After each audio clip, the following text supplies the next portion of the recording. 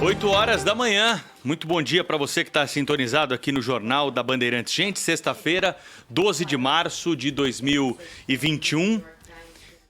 Fase emergencial em São Paulo. Não foi suficiente a fase vermelha, que é a mais restritiva do plano de quarentena para combater a pandemia do coronavírus aqui na cidade de São Paulo e também em todo o estado. Então, a partir de segunda-feira, nós teremos mais restrições, todas elas foram anunciadas ontem e nós ainda estamos digerindo cada uma delas, cada um dos setores está se preparando para esse período de mais restrições no principal estado da federação, o principal ponto de concentração de pessoas, o estado mais populoso de todo o Brasil. O governador João Dória já tinha alertado que essas medidas elas seriam necessárias se nós não tivéssemos queda de ocupação de leitos, principalmente de UTI em São Paulo. Não é o lockdown ainda, foi o que disse o governador João Dória. Nós não estamos fazendo lockdown, nós estamos fazendo uma fase emergencial. Lockdown é a última das últimas medidas, é aquela onde você não pode sair de casa em nenhuma circunstância. Nós não estamos fazendo lockdown em São Paulo. Mas tem muita mudança do que está acontecendo hoje. A expectativa do governo do estado de São Paulo é que essas medidas vão impactar diretamente a circulação de 4 milhões de pessoas por dia. Atenção com esse número. 4 milhões de pessoas, se, claro, os setores todos atenderem algumas recomendações e algumas que são determinações. Há uma diferença entre as medidas que foram anunciadas ontem. Se tudo for cumprido, arrisca 4 milhões de pessoas. Essa é a estimativa, repito, do governo do estado de São Paulo para que nós tenhamos, então, um número menor de pessoas circulando. A grande preocupação ainda permanece em relação ao transporte público. E nesse quesito há uma recomendação, algo que não precisa ser cumprido, né? Deveria ser cumprido, claro, se possível, por todos os setores, comércio, indústria, serviços, né? Mas a gente sabe que existem outras questões relacionadas a essa mudança do horário de turno, entrada de pessoas. Também uma coisa que eu vou perguntar daqui a pouco para o secretário Alexandre Baldi aqui no Jornal Gente, que ele vai participar conosco, que é o secretário de Transportes Metropolitanos, é sobre o horário de pico da tarde. Porque você vai mudar a entrada do turno das pessoas, é claro que as pessoas vão sair mais cedo que entrar mais cedo, mas também tem um impacto no período do horário de pico da tarde, né? Às vezes até mais cheio do que o horário de pico da manhã, né? 6 da tarde, assim, Estação da Sé. Bom, é o que todo mundo passa já há muito tempo e agora na pandemia é muito mais grave ficar aglomerado dessa forma, né?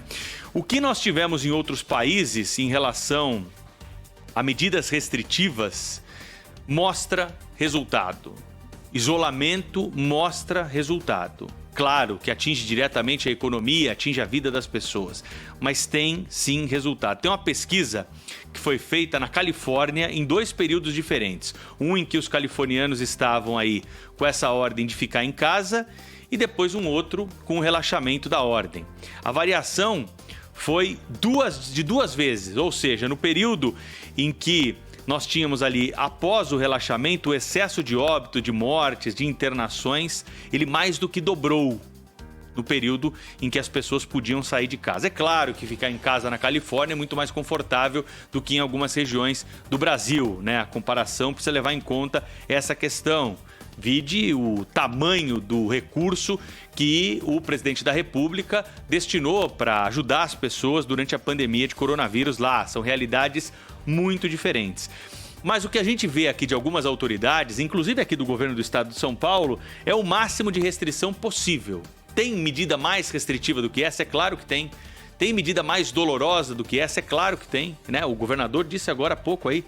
É o lockdown completo, é o fechamento de tudo, né? Vamos chegar a esse ponto ou conseguimos dar uma dose de contribuição para tentar impedir que medidas mais duras venham pela frente. Talvez esta semana que nós passamos tenha sido uma semana praticamente perdida nesse combate, porque tivemos o fechamento de algumas atividades, outras funcionando, o descumprimento de algumas medidas. Será que não seria a hora de todos, né, darmos a dose de contribuição necessária para passar logo? Sabe aquele remédio ruim? Vamos tomar logo, né? Toma logo o remédio ruim e, na sequência, vamos começar a enxergar a luz no fim desse túnel. Porque tem luz no fim desse túnel. A Itália é o exemplo disso. A Itália viveu um colapso no sistema de saúde. O médico teve que escolher na Itália quem ia viver e quem ia morrer. Não tinha vaga. Pacientes acumulados nos hospitais, nós vimos imagens terríveis, né? Gente com dificuldade para respirar, morrendo por falta de equipamento, por falta de médico, por falta de leito. E hoje, a Itália está numa outra situação. E não foi exclusivamente a vacina, não que a vacina não seja importante, ela é fundamental. E é com a vacina que nós vamos sair definitivamente dessa situação. Mas agora, nós não temos vacina para todo mundo.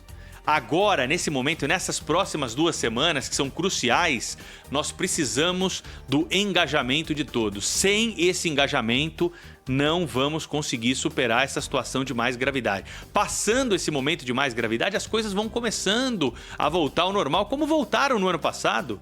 Nós tivemos um período de maior restrição e depois, aos poucos, as coisas foram voltando quase que à normalidade total, né?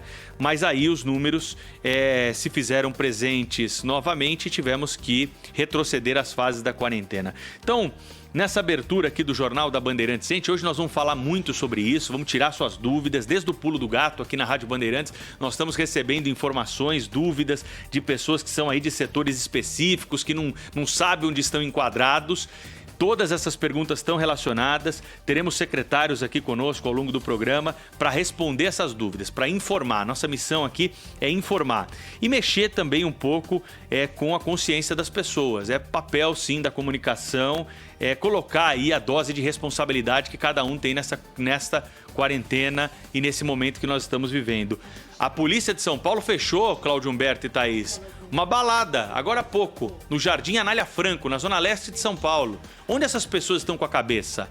De se reunir numa festa, numa boate, num período de extrema gravidade da pandemia do coronavírus. Os governos, né, Cláudio, aí no Distrito Federal estão fazendo até campanhas agressivas para tentar alertar a população, algo parecido com o que tem ali na capa do cigarro, não é isso, Cláudio Humberto? Bom dia. Muito bom dia, Pedro Campos, bom dia, Thaís Freitas, exatamente isso, né?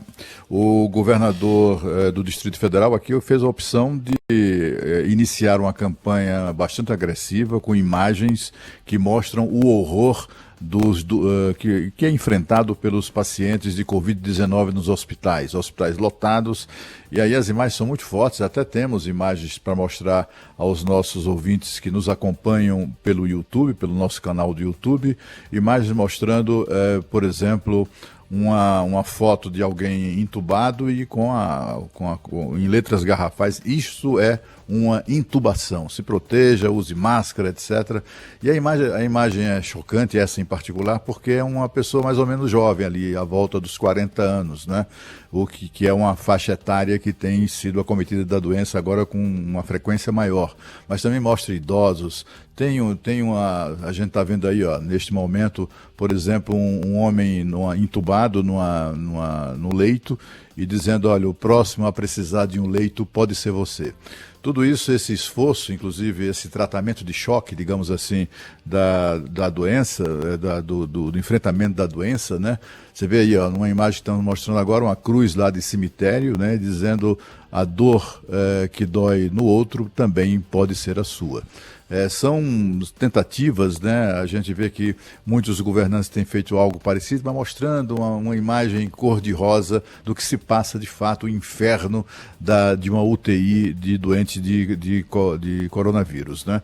E tudo isso em razão do iminente colapso no sistema público de saúde, né? Evidentemente que a gente assiste pessoas até com o ministro da Saúde se referindo a um conceito mais técnico, mais rigoroso, que ainda não há um colapso e tal, mas o colapso já se estabelece. Onde não se estabeleceu, ele é iminente, né? E a gente assiste também, lamentavelmente, né, e outra vez, o presidente da República, Jair Bolsonaro, reiterar num conceito que ele tem muito particular de tudo isso, né? E sobretudo na questão do lockdown.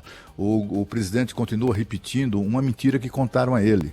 Contaram ao presidente da República, e ele acreditou nessa lorota, que lockdown não funciona, né? Que não funcionou em lugar nenhum. Isso é mentira.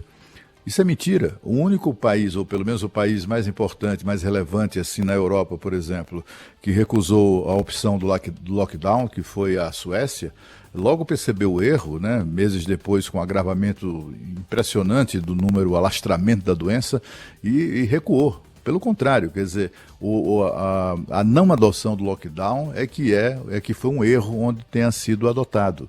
Não se conhece outra medida, não se conhece outras formas de proteger as pessoas dessa doença, né? A não ser pelo distanciamento social, a não ser pelo uso de máscara, 2 máscaras se você quiser, não tem nenhum problema. Na Europa muita gente está usando, e aqui no Brasil também, muita gente está usando 2 máscaras. Ontem ouvimos aqui o depoimento de um ouvinte falando, olha, eu uso o transporte coletivo com segurança porque eu uso 2 máscaras quando subo no ônibus, né? Então, use as 2 máscaras se puder, e tem que lavar as mãos obsessivamente, né?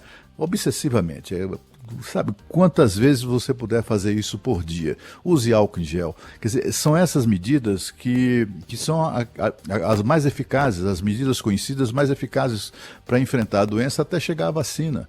Mas temos um presidente da República que acreditou na mentira de que lockdown, que isolamento, de que essas medidas não funcionam. É uma mentira. É claro que há um impacto, e até a gente compreende a preocupação do presidente, porque é a preocupação de cada trabalhador brasileiro. Quando o governador aqui do Distrito Federal decretou lockdown e depois toque de recolher, etc. e tal, um amigo me disse uma coisa que acabou virando meme, né? Alguém pensou a mesma coisa. Ele disse, ok, então assim, fecham tudo e vamos combinar o seguinte, nós também aqui que estamos sem poder ganhar dinheiro, em casa trancado, então a gente vai ganhar também o direito de não pagar a conta de água, de luz, né? De telefone, não vai pagar IPTU, não vai pagar o aluguel ou a prestação, né? Enfim, é uma medida que todo mundo sofre, né? Inclusive o próprio governo. Aliás, o governo sofre muito menos, é preciso lembrar isso, né? Em São Paulo, por exemplo, o governador de São Paulo aumentou impostos em plena pandemia. Lá na minha cidade, Maceió, lá o prefeito, um jovem prefeito que assumiu recentemente, ele reduziu o IPTU em 15% nesse período. Ele, além de criar também um programa próprio de assistência a pessoas mais pobres, etc., ele também, através de descontos de tributos, também está ajudando aqueles empresários de todos os tamanhos, pequeno, grande e médio, e que precisam se manter, que precisam manter o seu negócio. Os governos sofrem muito menos do que o cidadão, mas é preciso que esse sacrifício é necessário, né? Infelizmente é necessário. Vamos enfrentar uma nova queda da atividade econômica, sem dúvida nenhuma, mas ou é isso ou é a morte. E você sabe, Cláudio Humberto, Pedro Campos, ouvinte da Rádio Bandeirantes conosco aqui no Jornal Gente, sabe aquela sensação de disco furado, Cláudio? Hoje está até falando com o Pedro aqui antes da abertura do programa, mas escuta, a gente vai colocar o que na abertura, né? Aquela sensação de que isso tudo a gente já falou, e refalou, para quem não pegou a época do disco, a gente colocava uma moedinha, viu, Pedro, em cima ali? Me conta. Como é que chamava? Tá bom. Do braço da agulha, não é isso, Cláudio? A hora que furava o disco, punha uma moedinha para ele parar de pular. Não, a Thaís só sabe disso porque ela visitou museus eu peguei no disco, YouTube, mas isso acontecia. Então ficava ali a mesma frase repetindo, e às vezes eu tenho essa sensação porque parece que a gente parou no tempo, não é? Com a questão da Covid-19 e com a situação. Então, de novo, a gente tem que falar a respeito disso, dá uma sensação horrível. Mas eu queria alertar o nosso ouvinte para o seguinte, é só uma sensação de disco furado.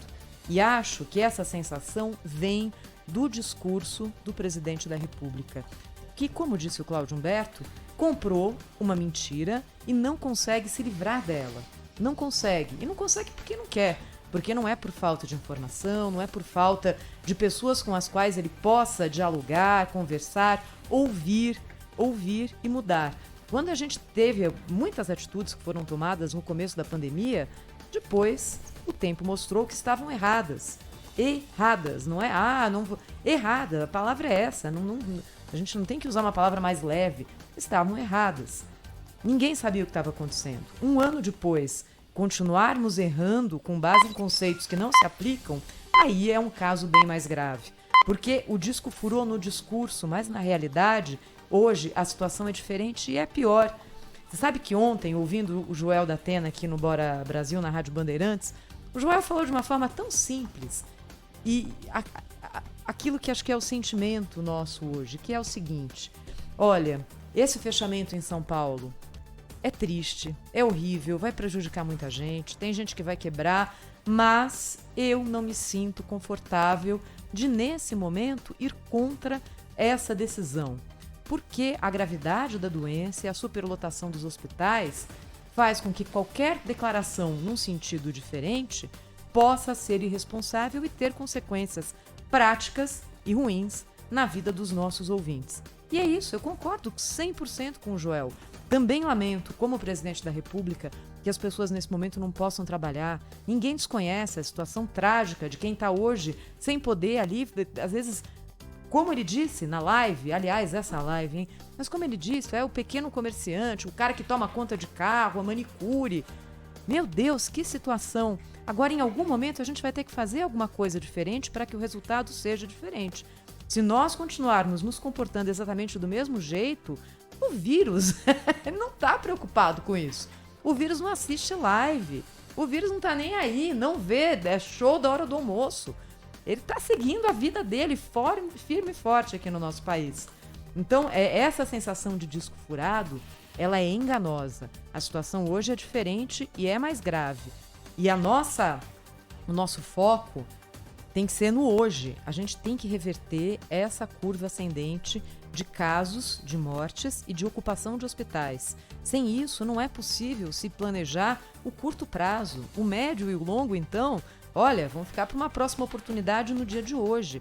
É uma situação urgente e é isso que a gente tem que reverter agora. Não é uma situação confortável. Eu adoraria estar falando sobre outra coisa aqui, qualquer outra, mas o que é que a gente vai fazer, não é? Não adianta fechar os olhos, tapar o sol com a peneira, porque é isso que está colocado e os números não mentem. Quando a gente tem, nos levantamentos de governos estaduais, mais de 90% de ocupação em hospitais, em quase todos os estados do país, quando a gente já tem pessoas que morrem antes de serem transferidas para o atendimento em UTIs, quando a gente tem uma base que se mantém em mais ou menos 80 mil novos casos de contaminação por Covid diariamente, a gente tem que sustar isso. Esse ritmo tem que cair. Como caiu nos Estados Unidos, e o Pedro lembrou muito bem. Nos Estados Unidos, quando a gente vê aquele gráfico, né, subiu, despencou. Foi vacina? Também, mas não só. Foi também isolamento, infelizmente. E assim vamos nós aqui no Jornal Gente da Rádio Bandeirantes. Se você quiser nos acompanhar em áudio e vídeo, é muito bem-vindo no youtube.com/Rádio Bandeirantes Oficial.